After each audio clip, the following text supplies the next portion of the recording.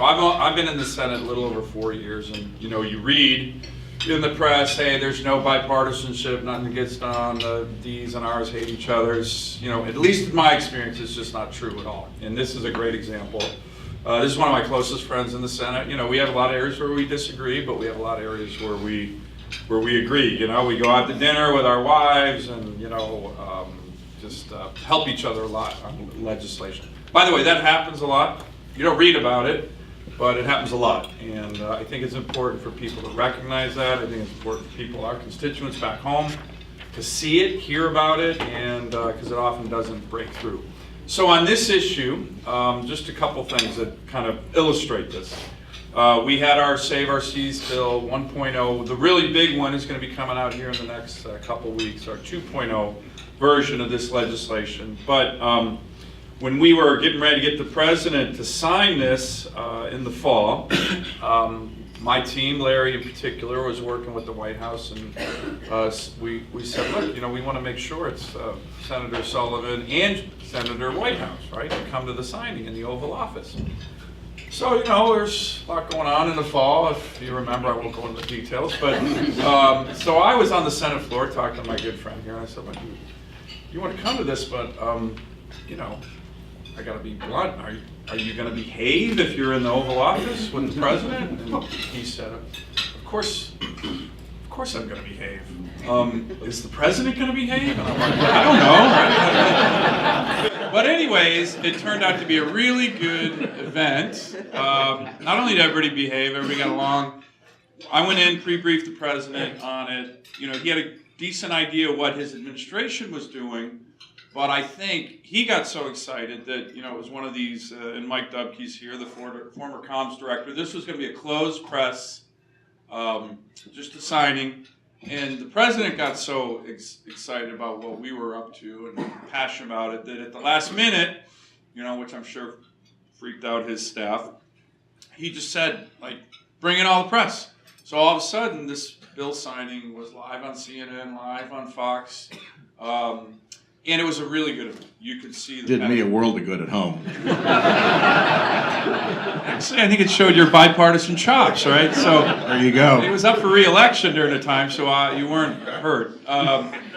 So that's one story, and it was a good story. But it also showed the administration, which is actually, and I think Sheldon would acknowledge this too, they're doing a lot on this, right? In terms of, he and I have been pressing Ambassador Lighthizer to include the ocean debris issues into the new trade agreements. It's actually, there's a section in the new NAFTA on this issue, right? And that was something we had been encouraging. The president highlighted that. So that's one story. The next one, though, is a little bit more, I'm not sure exactly how you would describe it, but we did a press event about, 6 weeks ago. And we were all excited. Our staff worked on this really hard. And the reason we were excited is because when you look at this challenge, this is a solvable environmental challenge. It's a huge problem, but it's a solvable problem. 5 countries, 10 rivers in Asia constitute, the numbers are, a little bit difficult to pin down, but at least over 70% of all the plastics in the ocean. That's it. You can target it. That's the problem. Solvable, doable.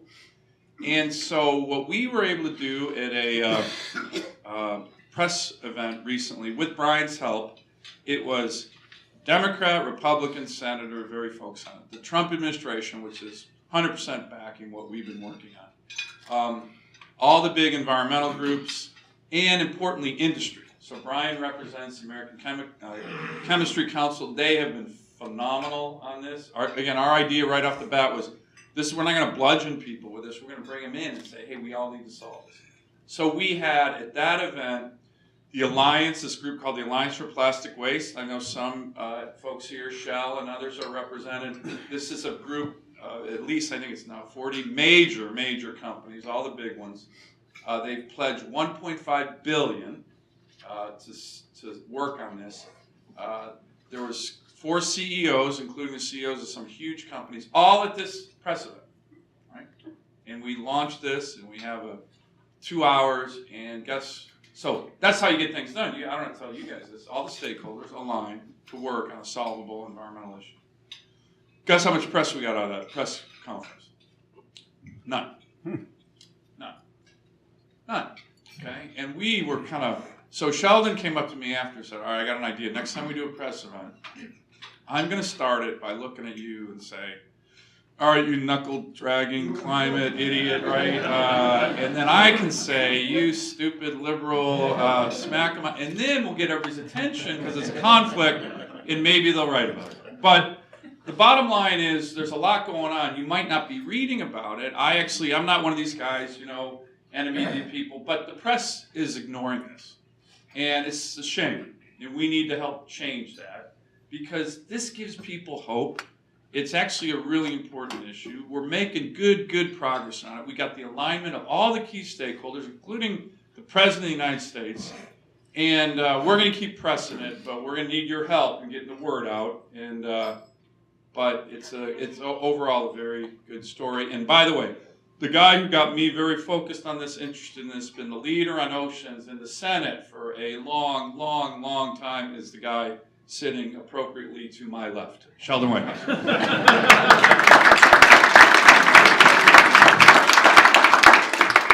Actually, I proposed a couple of banana cream pies. We'd just give each other a big whack in the face with a banana cream pie, and then we'd have all the coverage we wanted for the good stuff that was actually being done.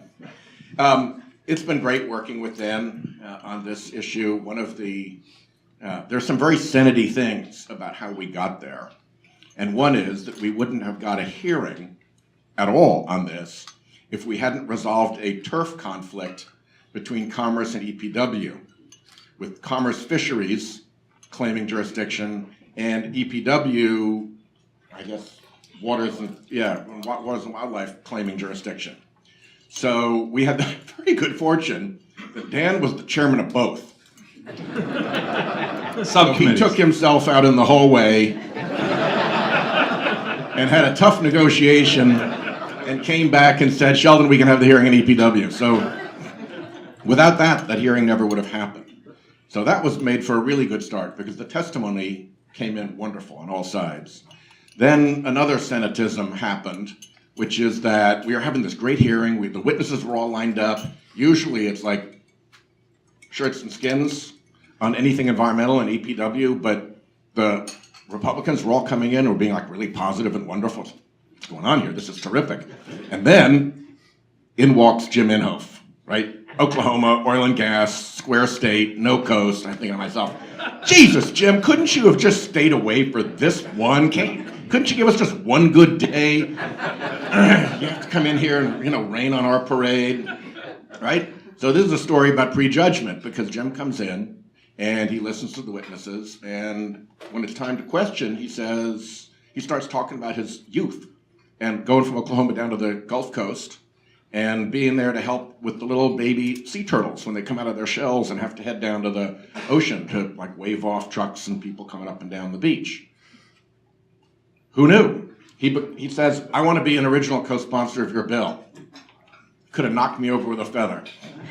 Jim is a powerhouse legislatively, and also because his, what I would call anti-environment cred is so strong on the other side, it was like a flashing green light saying safe to land, safe to land. So we instantly moved to having the whole Oceans Caucus, third Senate story. We have a caucus, a bipartisan caucus that works on these issues and that takes something like this from being an idea to having a group of supportive bipartisan senators who will look at the idea and see if they can be okay with it. And if we can get them all okay with it, then you can bring it to the floor with a very, very, very strong tailwind of bipartisan support, and then you can get stuff done by unanimous consent.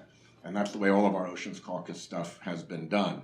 And Jim, from Square State, Oklahoma, joined the Oceans Caucus, became an original co-sponsor of the bill, and lent his very considerable legislative prowess to getting it done. So all of that is kind of a neat story of how all this comes to pass.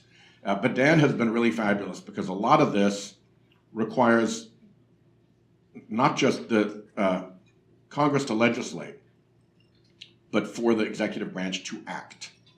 And he has been a one-man torpedo going to door after door after door in the White House and the administration and knocking on them and saying, get serious about this. We've got the Philippines treaty underway right now. The Philippines is one of those big five Asian nations that Dan referred to. The President highlighted in his remarks, we're doing a trade agreement with the Philippines. They're going to have a section on that. Yeah. So the administration seems to be paying quite a lot of attention to this. Obviously, the more that we can do to crank them up, the more attentive that they will be. But as Dan said, this is a solvable problem. There are 10 rivers around the globe that put about 90% of this stuff into the sea. And there are 5 Asian nations that are responsible for more than half of it. And what they're doing wrong is not having grown-up, acceptable, upland waste management infrastructure. If we could make them, as a condition of trading with the United States, have to upgrade their waste management infrastructure to real-world standards, guess who would benefit from that? American waste management companies who would have huge new markets to go to. So there's a real win-win that is happening here. I'll close out by thanking Cal Dooley and the American Chemistry Council. They've been terrific partners. We built some bipartisan cred on TSCA, the Toxic Chemicals Bill, and that trust makes a very, very big difference in our world. And Cal agreed to stay on in order to continue this. I actually got a real kick. One of my favorite documents ever was the American Chemistry Council announcement that he was staying on, because they said, we're so delighted that Cal is staying on so that he can work on marine plastic debris because it's such a vital issue. And then Cal's statement was, I'm so glad to be staying on because I'm determined to work on marine plastic debris because it's such a big issue. And then the closing was, together we're going to work on marine plastic debris because it's such a big issue. It's like, yes, thank you. You are on message. I love it. So, we've got some good work together, but we really, really have to take this seriously. This can't be one of those issues in which we celebrate our bipartisanship and yuck it up about that without testing it against a real result. When you go to the bottom of the Marianas Trench and find creatures that never see daylight with their little bellies stuffed with microplastic so that it inhibits their ability to feed, when you see whales stranded ashore with 88 pounds of plastic in their stomach, and when you see that it's so embedded throughout that when you go to beer, which Dan and I take very seriously, you find microplastic residue in beer after all the treatment that it's been through, because it's just everywhere. It's in our fish, it's in our oysters, it's in everything. We really have to get after this in a very, very serious way. Otherwise, future generations are going to look back at this residue still kicking around because it'll last forever, and they're going to say, what the hell went wrong with those people in that generation that they let this happen and then didn't do anything about it to stop it? And to say, well, at least they were bipartisan about failing is not good enough. So, and Dan's been, like I said, terrific, and now we're on SOS 2.0 to strengthen the beachhead that we formed with Save Our Seas.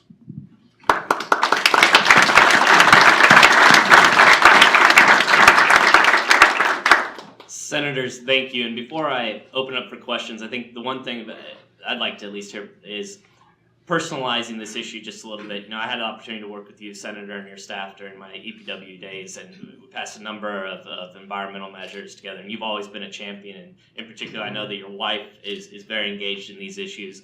And Senator Sullivan, a couple months ago, I was able to talk to you about this issue when we were down in California, and you raised, specifically how this was impacting Alaska and your personal experience. So if you could just personalize this a little bit, why you're focused on this, and then we'll open it up for questions for everybody else. Well, let me start by saying that one of the things that Dan and I have in common is that we are both, as somebody once said to me, preposterously overmarried.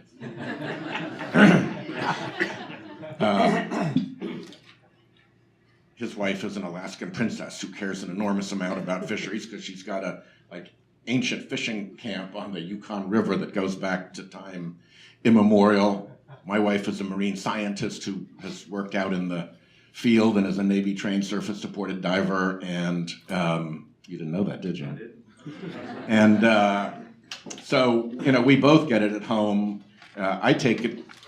One of the things we do in Rhode Island is we go and we have annual beach cleanups where you go and pick up all the plastic refuse that washed ashore off the beaches. It's like Beach Cleanup Day in Rhode Island. What I learned from that first hearing is that in Dan's state, they don't do this with trash bags. They are in the tons per mile of plastic waste on the beaches category, which we don't have to live with because we're not a Pacific state. And it takes barges and helicopters and front-end loaders and specialized trained people and equipment to clear Dan's beaches. So we have a huge common interest, and we also both get it at home. Yeah, I would agree fully with that. As Sheldon mentioned, my wife Julie is an Alaska native. Her family's had what's called a fish camp on the Yukon River, fishing for kings, as she likes to say, for about 10,000 years. Right, so that part of her life, is her family's been in Alaska for a long time. Got there by walking over the land bridge, literally.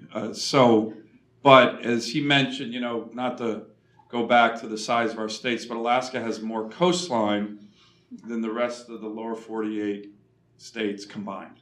So, and when we talk about the plastic debris coming from Asia, the way the currents are is and it's, as Sheldon said, tons of it washes up on the shores in my state.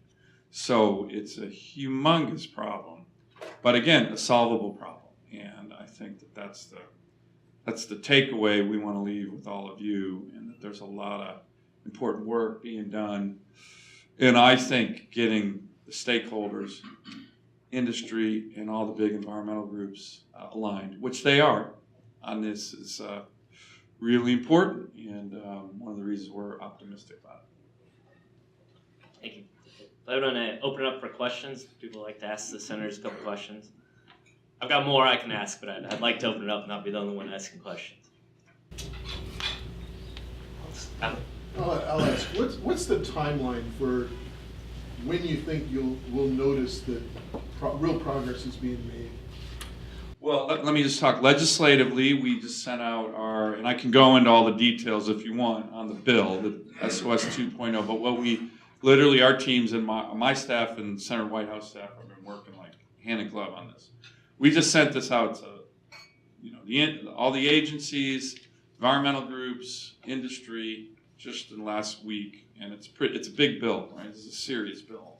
For the 2.0 legislation, we put a deadline for 2 weeks to get us back with comments, and then including the administration, which I think is going to be super supportive. Like I said, whether it's the president or Ambassador Lighthouser or the Secretary of State, they've all been great on this. So we intend to get this legislation out by the end of this month and really make a big push on the legislation side. But, and again, I can give you the details if you'd like, or maybe we just hand them out at the end. But this has to be like a classic example of government, international government, local, the U.S. government, but very, very much private sector and other stakeholders involved. And what we're trying to do in this legislation is have a place for all of them to land, right? A place for all of them to coordinate their efforts. There's a lot of groups out there right now. We're seeing it quite a lot. National Geographic has done a great job on highlighting this. There's some groups that are very, very focused on this. Again, the ACC, Brian and Cal Dooley have done a great job. So the alignment is really starting to happen. And, of course, it's going to take decades, in my view, to finally fix it. But we are at a moment right now where the attention to this issue is really, really increasing, which is great. And I think that the legislation that we're working on, the stakeholder alignment, is really well timed. And this will be the beginning of what's going to be a long-term effort, but very solvable. Very solvable, and that's exciting. I think some of the tests, not on the legislative side, but out in the field, are going to be, can we get a lot of agreements, for instance, at the next Oceans Conference coming up in Oslo in October? Will this be a big deal for the administration in negotiating the treaty with the Philippines? What kind of outreach will they be doing through the Southeast Asia CETO to get Vietnam, Thailand, Indonesia, Philippines? China's going to be tough. There's a lot going on. And they're a big problem, I The think. other four to agree to this, and then where do we sort out the global plan for these 10 rivers, and what does it look like? You know, you can go to small rivers in Europe, and you can see that they have rigs where they've boomed the river in various places on an angle, and the current steers the plastic down to a catchment basin that is solar powered, and when it fills up, they just come and bring it, dump it into the truck, and away it goes to processing. A little hard to do that with the Mekong. I've seen the Mekong in flood. It's quite a beast when it's in flood. But there are a whole variety of ways where you could take advantage of, you know, eddies and ways to trap that stuff and then process it in addition to doing the upland waste management infrastructure. So those will be some of the early tests of how serious everybody is about this. Let me mention one more point on what Sheldon was just saying. The other element, and we have it in our legislation, is kind of creating like the idea of an innovation prize. Because when you get the American Chemistry Council involved, one of the holy grail ideas that we are really pressing on this, and we haven't been able to do it yet, but I think it's doable. I'm not a scientist, but I'm told that people think it's doable, is if you were able to have a plastic bottle, for example, that has water in it, because a lot of people use that around the world, and somehow that gets discarded, not on purpose, but it gets discarded in the ocean. And if you can create the chemical processes where that fully biodegrades, because right now it doesn't, that's the big problem. A, that would be a huge boon to this problem. But B, whoever figures that out is going to make billions. And in my view, they should, right? Yeah. We're still a capitalistic country, I think, aren't we? No, I'm just kidding. No, I'm good with that, actually. So that's why I'm talking about the stakeholder side on that kind of innovation that we can help kind of spur. But that's gonna be, you know, Shell and other companies that are gonna figure that one out. But if we do, you know, the people who figure that out will rightfully be well paid, but it will really, really help with regard to this problem. One of the things we have seen in Peter Lefkin with Allianz, one of the things we've seen in the climate change debate is the emergence of stakeholders, some of whom we are sort of surprising because they seem to come out of nowhere. And they're fun, sort of other advocacy organizations and opposition. Have that emerged in the context of this debate in terms of opposition to this legislation? Is there anybody brewing out there that is intent on sort of upsetting the apple cart and the excellent consensus that you seem to have reached? I don't think so. I think that there is, for a long time, I think the Republican Party had a very strong principle that one shouldn't regulate in economic space. Price controls, licensing standards, all of that could be diminished innovation and so forth. At some point, that kind of crept over into, you shouldn't regulate pollution either. And that wasn't the traditional value, but it kind of has become that. And there's a whole array of outfits that are designed to do exactly that, to go to bat against whatever progress we're trying to make and obscure the hands of the people who are behind them. It's a big infrastructure. As best as I can tell, none of it is being deployed against this, none of it, which is a really good sign. What I do see is that within the administration, there is some reluctance to press on this. There was a story recently about the big Nairobi plastics conference where the whole world came together to try to do something fairly big, and the blame was on the US for having been the skunk at the picnic who took down what could have been a much stronger global agreement all by ourselves, maybe with the Saudis with us, and that we were not leading, we were dragging on this. But I think that is kind of bureaucratic inertia and people who haven't gotten the message yet. That's what I see as the problem right now. It's more inertia and people who haven't gotten the message yet and have a bit of a reflex to, not interfere. But so far, the apparatus of opposition that we see in other areas has not geared up on this subject. So Yeah, and I would almost say, I would agree with Dan wouldn't let him, he'd go raise hell. Well, I mean, I would almost agree that it's almost, what we're seeing is the opposite. So, I mean, the example, Sheldon talked about this Nairobi conference, I wasn't aware of that, right? So we're kind of, we're looking into it. I didn't know if that's the case. We got some calls into some folks in the administration saying, hey guys, what's up with this? Is this accurate? Sometimes the media doesn't always get the story right. So we're taking a look into that question.